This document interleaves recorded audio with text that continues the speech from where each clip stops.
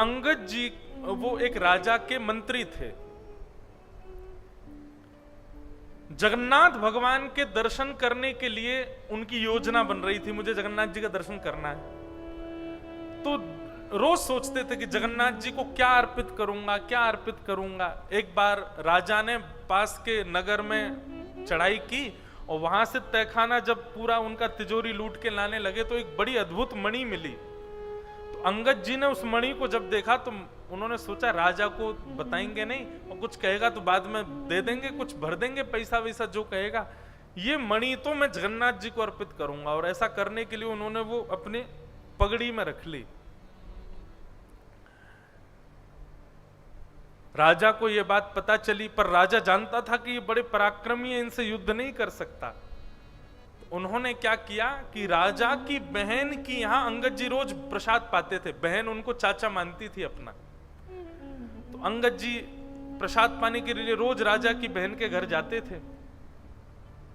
और कथा बड़ी है, मैं छोटे में सुना रहा हूं। तो राजा ने अपनी बहन से कहा कि आज तुम्हारे चाचा जी मतलब अंगद जी हमारे मंत्री यदि तुम्हारे यहां भोजन पाने आए तुम उनको विष खिला देना भोजन में मिला के, मैं तुमको इतना धन दूंगा, आदि आदि जो भी कहा। अंगद जी का नियम था कि वो राजा की बहन के यहां भोजन पाने जब जाते थे सबसे पहला ग्रास तोड़ करके उसकी एक बेटी थी, छोटी बहन की बेटी, उसको खिलाते थे। उसका प्रसाद जब हो जाता तब स्वयं पाते थे। आज उसने भोजन में विष मिला दिया। अंगद जी जैसे ही पहुंचे, अंगद जी के सामने ही भोजन का भोग ठाकुर जी को लगाया, और ठाकुर जी को लगा के जैसे ही अंगद जी को रखा, अंगद जी बोले हाँ बिटिया अपनी बेटी को लाओ, पहले उसको खवाऊंगा ना मैं।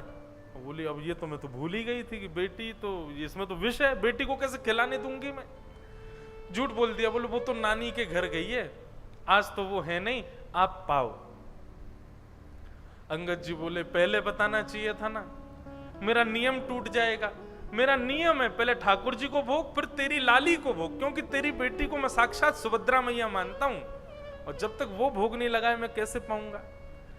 अब बिटिया एक काम कर, अब तू इसको तू ही पाले, मैं तो आज पाऊंगा ही नहीं, क्योंकि बेटी नहीं पाएगी तो मैं तो आज भूखा ही रहूंगा, मेरी तो एकादशी है आज। अब वो कहे चाचा जी पाओ पाओ, आपके लिए तो बना है। बोले नहीं मैं नहीं पा सकता, तेरी बेटी जब तक नहीं पाएगी मैं कैसे पाऊं। ठाकुर जी कैसे रक्षा करते, वो तो घबरा गई। अब चाचा जी कबल तोड़ गए, ले तू पा, मेरा तो आज व्रत हो गया, अब तू पा, ले मुंह खोल जल्दी। उसने कहा नहीं खा सकती मैं, इसमें जहर है। अंगद जी बोले इसमें विष है। पूरी बात बताई, बोले राजा ने मुझे धन दिया था, इसमें विष मिलाने को कहा था, आदि आदि बात। अंगद जी को यह चिंता नहीं हुई कि मुझे विष खिलाने के लिए प्रयोजना थी। उन्होंने कहा सारी बात छोड़, तूने विष वाले भोजन का भोग लगा दिया ठाकुर जी को। अरे मुझे खिलाना था ना, तूने ठाकुर जी को क्यों भोग लगाया। अंगद जी के नेत्र सजल हो गए, बोले अब तो इसको मैं ही पाऊंगा, क्योंकि मेरे ठाकुर जी ने पा लिया है, और विष वाला भोग ठाकुर जी पा लिए तो मैं कैसे रह सकता हूं। खूब रोका उस कन्या ने, लेकिन अंगद जी नहीं माने और कवल तोड़ तोड़ करके पाने लगे। नाथ का प्रसाद, मेरे ठाकुर जी ने विष पा लिया। और ज्यों ज्यों अंगद जी उसके ग्रास को भीतर लेते जाएं, अंगद जी वैसे ही गौर वर्ण के थे, ज्यों ज्यों ग्रास लेते जाएं, प्रसाद मान करके ग्रास ले रहे थे, अमृत तुल्य बनता जा रहा था, और तेज बढ़ता गया अंगद जी का। और देखते देखते सब चकित रह गए, अंगद जी का कोई बाल बांका नहीं हुआ। विष डाला था लेकिन फिर भी अंगद जी पर कोई असर नहीं हुआ। कहने का अभिप्राय क्या है, आप ठाकुर जी को जिस दिन चैतन्य मानना शुरू कर दोगे, आपकी भक्ति उसी दिन से प्रारंभ हो जाएगी। जब तक आपके मन में यह भावना है कि ये जड़ हैं, आपकी भक्ति रुकी रहेगी वहीं पे। और एक बात कहें, ठाकुर जी के प्रति चैतन्य बुद्धि आपके चाहने से प्रकट नहीं होगी, ठाकुर जी जब चाहेंगे तभी होगी। ठाकुर जी को आपकी भक्ति लेनी होगी तो वो आपको चैतन्यता का अनुभव करा देंगे, नहीं लेनी होगी तो नहीं कराएंगे।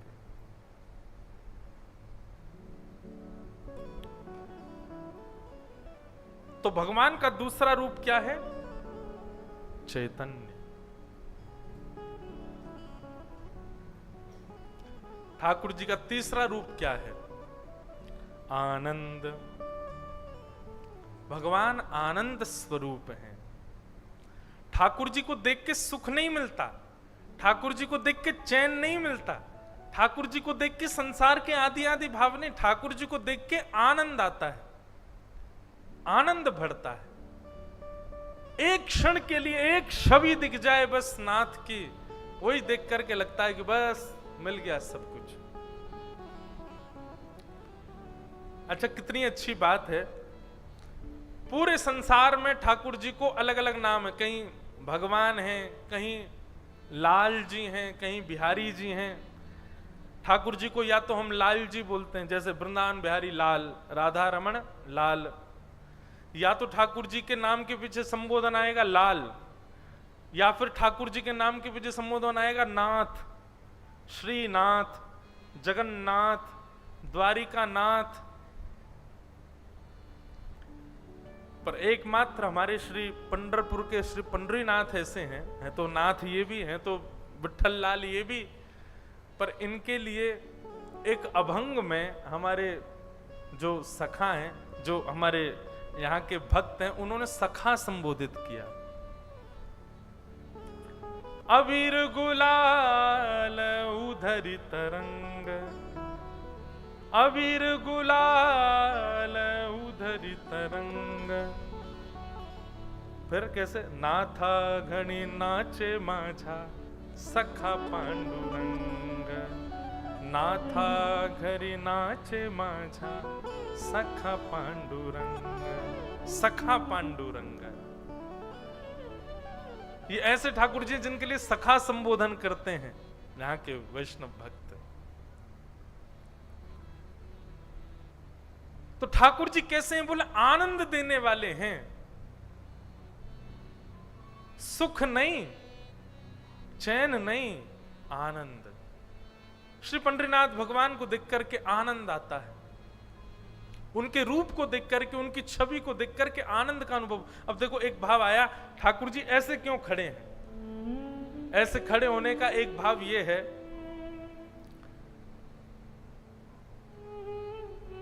दुनिया में किसी भी मंदिर में जाओ, ठाकुर जी के हाथ में कुछ ना कुछ तो होगा। चतुर्भुज रूप ठाकुर जी का दर्शन करो, शंख चक्र गदा पद्म। हमारे वृंदावन बिहारी लाल के दर्शन करो, वंशी है हाथ में। कहीं भी चले जाओ, छोटे छोटे लड्डू गोपाल, तो उनके हाथ में भी मक्खन है, लड्डू है। लेकिन श्री पंडरीनाथ भगवान दोनों भुजा ऐसे करके खड़े हैं। मतलब इस रूप का अर्थ क्या है? व्यक्ति जब आपको आकर्षण करना चाहता है, आपका आकर्षण करना चाहता है, तो वो ऐसी वस्तु हाथ में लेगा या ऐसी वस्तु धारण करेगा जिससे आप आकर्षित हो। तो हमारे वृंदावन बिहारी लाल, हमारे वृंदावन के ठाकुर जी जो हैं, वो आकर्षण करने वाले, कर्षतीत कृष्ण, इसलिए वंशी लेकर के खड़े हैं। उनकी उस त्रिभंग लली पर आप आकर्षित हो जाओगे। वहीं आप द्वारिका जाओ या बद्रीनाथ जाओ तो शंख चक्र गदा पद्मधारी ठाकुर जी हैं। वहां पर ठाकुर जी आयुध लेके खड़े, माने रक्षात्मक भाव से खड़े हैं। तुम बताओ अपनी संकट क्या है, मैं अपने आयुधों से अभी उनको नष्ट कर दूंगा। लेकिन पंढरपुर में कुछ नहीं, ठाकुर जी ऐसे खड़े। ऐसे खड़े होने का मतलब क्या है? व्यक्ति के दो रूप होते हैं, एक तो होता है उसका प्रोफेशनल रूप और एक होता है उसका निज रूप, पर्सनल रूप। तो प्रोफेशनल जब वो होता है तो अपने जो उसका प्रोफिलिज्म है उसमें रहेगा, पूरे अपने आयुधों में, अपने वेशभूषा में, अपने वस्त्रों में। लेकिन जब अपने घर पर होता है या जहां पर वो प्राइवेट जोन में हो, पर्सनल जोन में हो, वहां वो सहज होता है। तो श्री पंडरीनाथ भगवान जो है सहजावस्था है ठाकुर जी की। हम लोग भी जब सहज होते हैं, जब असहज अवस्था होती है तो हम कैसे भी खड़े हो जाते हैं। लेकिन जब मंच पे आना हो, कहीं जाना हो, तो हमारी भी एक एटिकेट्स होते हैं, ऐसे चलेंगे, थोड़ा स्ट्रेट रहेंगे, हाथ ऐसे करेंगे, पीछे करेंगे। लेकिन जहां पर लगता है कि अपने सब सखा मंडली है, वहां भी हम भी ऐसे ही खड़े हो जाते हैं। वहां भी हम भी किसी का टेक ले लेते हैं, हम भी थोड़े पौड़ जाते हैं, एक असहज सी अवस्था में रहते हैं। तो श्री पंडरीनाथ भगवान जो हैं, ये इनका प्राइवेट जोन है। यहां पर जिसको एंट्री मिल गई समझ जाओ कि वो ठाकुर जी का अंतरंगी हो गया है। अब वो ठाकुर जी को कैसे भी रूप में देख सकता है। तो ठाकुर जी की असहज अवस्था है, ठाकुर जी असहज अवस्था में खड़े, अपने पर्सनल अवस्था में खड़े, अपने प्राइवेट उसमें, कोई आयुध नहीं, कोई आकर्षण का भाव नहीं, बस ऐसे ही खड़े। एक रूप ठाकुर जी के इस रूप के लिए ऐसा बताया जाता है कि संसार में ठाकुर जी बांटने के लिए खड़े हैं, पर यहां ठाकुर जी दोनों कंधे पर हाथ रख के, दोनों कमर पर हाथ रख करके मानो हमसे कह रहे हो कि और जगह तो तुम जितना मांगते हो उतना हम दे रहे हैं, यहां पे हम दोनों हाथ रख के खड़े, तुझे जो चाहिए तू ले जा। ठाकुर जी देख रहे हैं कितना ले जा सकता है, तू ले जा। कोई व्यापारी किसी को सामान गिनवा रहा हो या किसी को दे रहा हो तो उसकी अवस्था ऐसी होती है उस समय, देखते समय, ले जाओ जितना ले जाना है ले जाओ।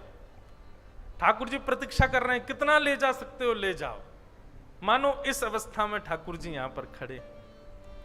एक तीसरी और मुझको अति प्रिय अवस्था जो श्री पंडरीनाथ भगवान की लगती है, मानो इस अवस्था में ठाकुर जी खड़े होकर के ऐसा कह रहे हो कि तुम मेरे पीछे आके खड़े हो जाओ और अपने जीवन में आने वाले आर्तों को कह दो कि हमारे आगे श्री पंडरीनाथ भगवान खड़े हैं, रक्षात्मक भाव से खड़े हैं। बोले इस पर आने से पहले तुमको हमसे मिलना पड़ेगा, इसलिए ठाकुर जी रक्षात्मक भाव से खड़े। समझ में आई? बच्चे की लड़ाई हो जाए, बच्चा दौड़ा दौड़ा जाए, माँ देखो वो मुझे मार रहा है, तो माँ कहती पीछे आ, तू यहां खड़ा हो जा। हाँ भाई किससे मिलना है? आपका बेटा, इधर आ पहले बताऊं तुझे मैं, आपका बेटा ऐसे करके क्या। मां भी ऐसी खड़ी होती है, रक्षात्मक भाव। तो मानो अपने भक्तों को आड़े पीछे लेकर के ठाकुर जी आड़े खड़े हो जाते हैं। आगामी जितने भी तुम्हारे जीवन के आर्त हैं सबको कह दो कि हमारे आगे पंडरीनाथ भगवान खड़े हैं। मानो हम सबको ये संकेत कर रहे हैं कि मैं रक्षात्मक भाव से खड़ा हूं, तुम बस मेरा आश्रय ले लो, बाकी मैं देख लूंगा मुझे क्या करना है। इसलिए ठाकुर जी ऐसे खड़े। और चौथा और बड़ा सुंदर भाव कि ठाकुर जी ऐसे क्यों खड़े हैं। श्री ज्ञानेश्वर माउली वर्णन करते हैं कि श्री पंडरीनाथ भगवान ऐसे क्यों खड़े हैं। श्री ज्ञानेश्वर जी महाराज कहते हैं कि श्री पंडरीनाथ भगवान मानो ऐसे इसलिए खड़े हैं, दुनिया के लिए संसार सागर है और सागर बड़ा गहरा है, लेकिन जो पंडरीनाथ भगवान के सामने आकर के खड़ा हो जाता है, पंडरीनाथ भगवान कहते हैं संसार दुनिया के लिए गहरा है, तेरे लिए इतना ही है, बस इससे ज्यादा गहरा नहीं है तेरे लिए, इसलिए चिंता मत कर क्योंकि तू मेरे सामने खड़ा है। ये ज्ञानेश्वर माउली का भाव है। हम लोग जैसे मंदिर में जाते हैं, श्री पंडरीनाथ भगवान को देखते हैं और उनके कटी पर हाथ देखते हैं, उसी समय हमारे लिए संसार सागर केवल इतना ही रह जाता है, इतना। जैसे नदी में उतरना हो तो हम पहले किसी को पूछते नहाने वाले, भाई कितना गहरा है, वो कहे बहुत गहरा है, फिर हम नीचे नहीं जाते। लेकिन आदमी तैरता तैरता खड़ा हो जाए, बोले इतना इतना पानी है बस आप आ सकते हो, तो हम तुरंत कूद जाते हैं। मानो श्री पंडरीनाथ भगवान हम सबको संकेत कर रहे हो कि तुम्हारे लिए संसार सागर केवल इतना ही है, इससे ज्यादा नहीं है, इसलिए मेरे शरण में आने वालों के लिए इतना ही सागर है, चिंता ना करें, वो डूबेंगे नहीं इस संसार सागर में। तो श्री पंडरीनाथ भगवान का रूप कैसा है? आनंद देने वाला है, आनंद प्रदान करने वाला है। तो ऐसे भगवान के तीन रूप हैं, सत्य, चैतन्य और आनंद। भज ले हरि का नाम,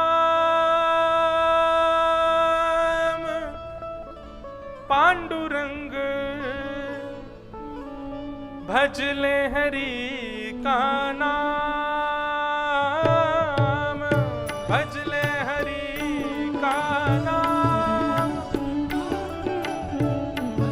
करताल बजा के गाओ। भज ले हरि का नाम, पांडुरंग भज ले हरि का नाम।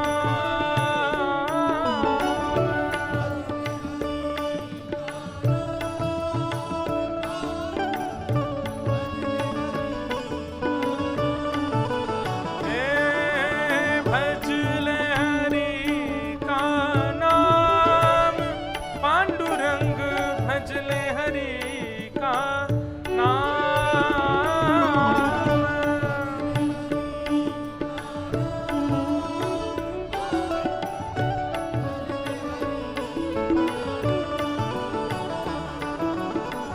पांडुरंग पंढरीनाथ,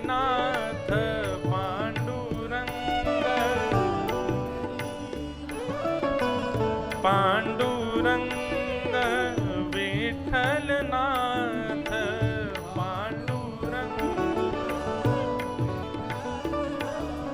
भज ले हरि का नाम, पांडुरंग भज ले हरि का नाम।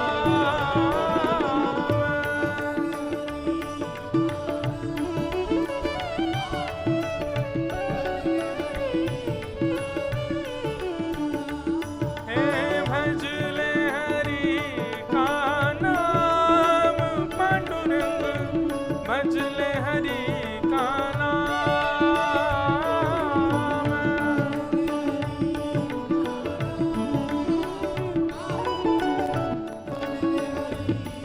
श्री पंढरीनाथ भगवान की करताल बजा के गाओ।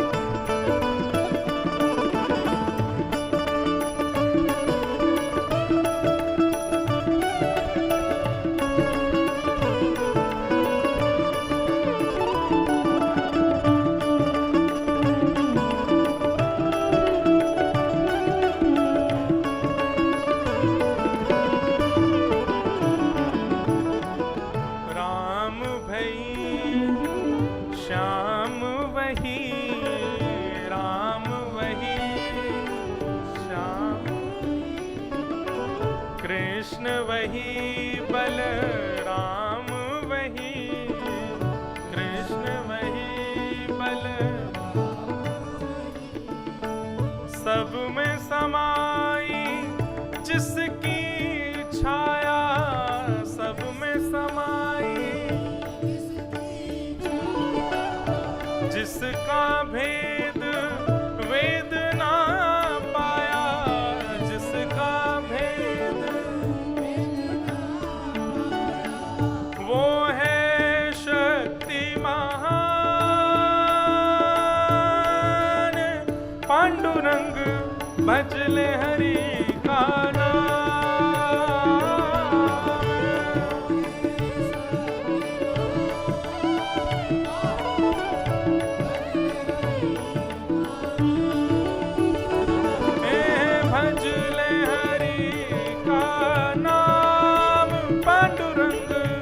भज ले हरि का नाम।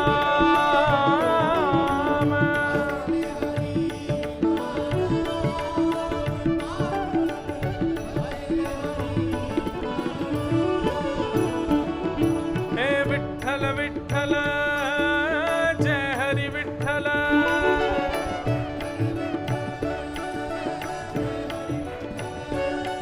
हे विठ्ठल विठ्ठल जय हरि विठ्ठल,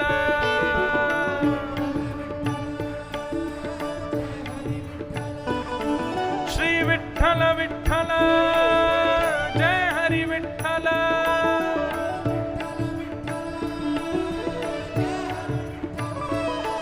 श्री विठ्ठल विठ्ठल जय हरि विठ्ठल,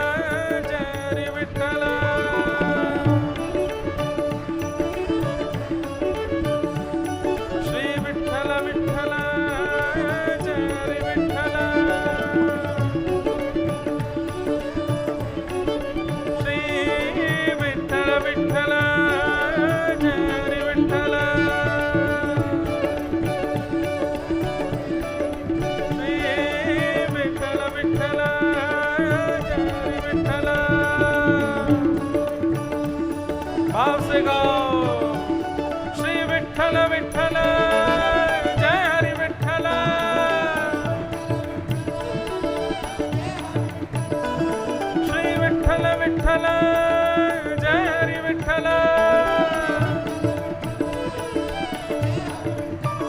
श्री विठ्ठल विठ्ठल जय हरि विठ्ठल विठ्ठल विठ्ठल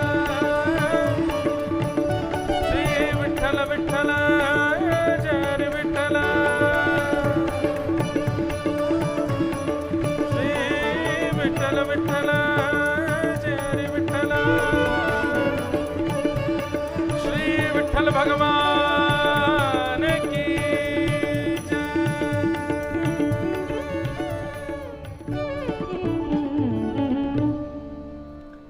तो जो सत्य स्वरूप हैं, चैतन्य स्वरूप हैं और आनंद स्वरूप हैं, ठाकुर जी का स्वरूप आनंद प्रदान करता है। हमारे गुरुदेव एक बहुत सुंदर व्याख्या करते हैं।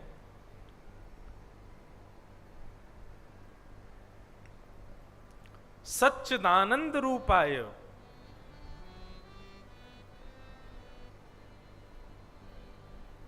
परम चैतन्य को ही सत्स्वरूप मानने लग जाओ तो तुमको आनंद की प्राप्ति हो जाएगी,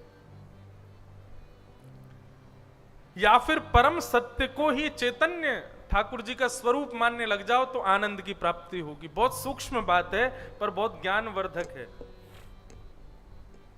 एक अर्थ तो ये किया कि ठाकुर जी को चैतन्य, ठाकुर जी के चैतन्य स्वरूप को सत्य मान करके हृदय में विराजमान करो तो आनंद की प्राप्ति। और दूसरा अर्थ किया सत्य को ही चैतन्य स्वरूप ठाकुर जी का मान लो, मतलब जो सत्य है वो ठाकुर जी हैं, तो आपको आनंद मिलने लगेगा। सच्चिदानंद रूपाय विश्वोत्पत्त्यादि हेतवे, विश्व की उत्पत्ति आदि के जो हेतु हैं, तापत्रय विनाशाय, तीन प्रकार के तापों का जो विनाश करते हैं, ऐसे श्री कृष्णाय वयम नमः, ऐसे श्री कृष्ण को हम बारंबार प्रणाम करते हैं। एक संत की व्याख्या में ऐसा भी सुनने में आता है कि वो श्री पंडरीनाथ भगवान के रूप का ऐसा बताते हैं कि ठाकुर जी मानो कमर पर हाथ रख के खड़े होकर के आपको ये बता रहे हैं कि मैं ही परमात्मा हूं, मैं ही इस पूरे विश्व का संचालन करता हूं, मैं ही परब्रह्म ईश्वर हूं। अपनी सत्ता प्रमाणित करने के लिए ठाकुर जी कमर पर हाथ रख के खड़े हैं। इसके तो 100 से ऊपर अर्थ हैं कि ठाकुर जी ने कमर पर हाथ क्यों रखा है। अच्छा, दूसरी बात, पूरी विश्व में पंढरपुर के श्री विठ्ठल भगवान पहचाने भी इसी से ही जाते हैं। किसी से कहो कहां जा रहे हैं, बोले पंढरपुर जा। अच्छा, जहां भगवान कमर पे हाथ रख के खड़े वहीं, बोले हाँ वहीं जा रहे हैं। पूरे विश्व में प्रसिद्धि भी इनकी कमर पर हाथ रख के खड़े, उसी से ही है। एक और अर्थ बताऊं, वैसे ऐसे सुनने से फायदा नहीं, लिखते जाओ कहीं पे भाई, ये बहुत बड़े अमूल भाव हैं। एक अर्थ क्या है, बहुत सुंदर बात है तो थोड़ी सी प्राइवेट में कहने वाली बात, पर फिर भी व्यास मंच से यदि किसी को सीख मिल रही हो तो इतना कहा जाने में कोई अंतर नहीं। ठाकुर जी ने मानो कमर पर हाथ रख करके हमको ये संकेत किया है कि आप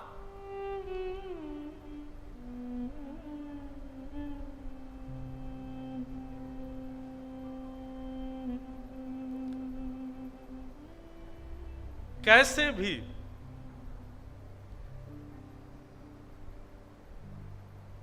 अपने आप को इतना संभाल लो, बस। अगर इतने नहीं संभल पाए तो निश्चित है संसार में आने के बाद दूषित हो जाओगे, पुनरपि जननम पुनरपि मरणम की स्थिति से बच नहीं पाओगे।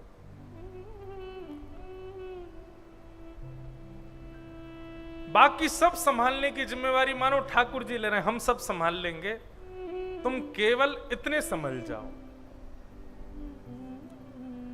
अपने वश में रहो, बस अपने ऊपर काबू करना प्रारंभ कर दो। श्री पंडरीनाथ भगवान संकेत कर रहे हैं। ये भी एक संत का भाव है, बड़े बड़े भाव हैं भैया ठाकुर जी के। ऐसे श्री विठ्ठल भगवान को हम प्रणाम करते हैं। अच्छा एक बात, यहां पहले दर्शन श्री पंढरपुर में श्री विट्ठल भगवान का होता है, और विट्ठल भगवान के दर्शन करके जैसे आप बाहर निकलोगे तो मंदिर से बाहर निकल के पीछे मुड़ के जाएंगे, सबसे पहले फिर दूसरा दर्शन श्री रुक्मणी जी का होता है। रुक्मणी जी का क्यों होता है? अच्छा, संग में क्यों नहीं है, दोनों साथ में क्यों नहीं खड़े हैं, वो बेचारी पीछे क्यों खड़ी हैं वहां जाकर के? उसके पीछे ऐसा भाव संत जन बताते हैं, बोले पंडरीनाथ भगवान जो हैं तो बड़े उदार हैं। आप जैसे ही गए तो आपको सब कुछ दे दिया, आपने जो मांगा वो सब कुछ दे दिया, और जो नहीं मांगा वो भी दे दिया। लेकिन जैसे ही आप पीछे रुक्मणी जी के पास जाओगे तो रुक्मणी जी फिर चेक करती हैं ठाकुर जी ने क्या क्या दिया है इसको, उसमें से इसके योग्य जो होगा वही रह जाएगा, बाकी रुक्मणी जी रख लेती, लाओ बेटा ये तुम्हारे काम का नहीं है, जाओ जो तुम्हारे लिए जरूरी है केवल वही लेके जाओ। समझ में आई बात? ठाकुर जी तो उदार हैं, वो तो भर के दे देंगे आपको, वो तो यही विचार ही नहीं करेंगे कि इससे इसका बेचारे का बुरा भी हो सकता है। वो तो इतने उदार हैं, इतने दयालु हैं, पुंडलिक के प्रेम में आज तक ठाकुर जी डूबे हुए हैं, जो मांगोगे दे देंगे ठाकुर जी। लेकिन जैसे ही आप महालक्ष्मी रुक्मणी जी के पास जाओगे, रुक्मणी जी विचार करेंगी, वो तो उदार मनाए सब कुछ दे देते हैं, पर सब कुछ से थोड़ी भला होना है इसका, इसके लिए जो उचित है बस वो ही रहने दो, बाकी सब यहीं धर जाओ। जैसे ही आप रुक्मणी जी को प्रणाम करोगे तो रुक्मणी जी केवल वही रहने देंगी आपके पास जो आपके लिए जरूरी है, बाकी सब धर लेती है। अब पता चली कल से कोई रुक्मणी जी को प्रणाम ही नहीं करने गया तो ये धर लेंगी अपने पास में। तो फिर एक और बात सुनो, जैसे बिना रुक्मणी जी को पार किए अगर आपने मंदिर दहली पार करी तो जितना मिला वो भी रुक जाएगा, कुछ भी नहीं आ पाएगा साथ में। इसलिए रुक्मणी जी को तो प्रणाम करना पड़ेगा आपको। बड़े रहस्य हैं भैया मंदिर के, हमारे पंडरीनाथ भगवान के, बड़े प्यारे ठाकुर जी हैं। और यहाँ के, अब आप लोग तो अधिकतर लोग बाहर से हो, पर हम यहाँ अभंग भी गाएंगे श्री पंडरीनाथ भगवान के, जो मराठी में हमारे यहाँ के वैष्णवों ने गाए हैं। मुझे आते तो नहीं है अच्छे से, पर मैं प्रतीक्षा तो इसी कथा की कर रहा था कि जब पंढरपुर में कथा होगी तब गाऊंगा।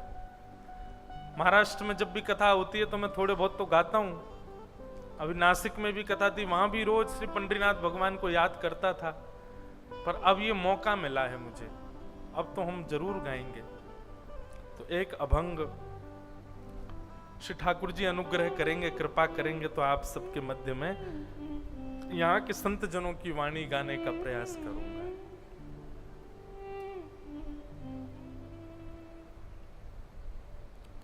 तो श्री पंडरीनाथ भगवान, इनको प्रणाम करते हैं। आइए अब आगे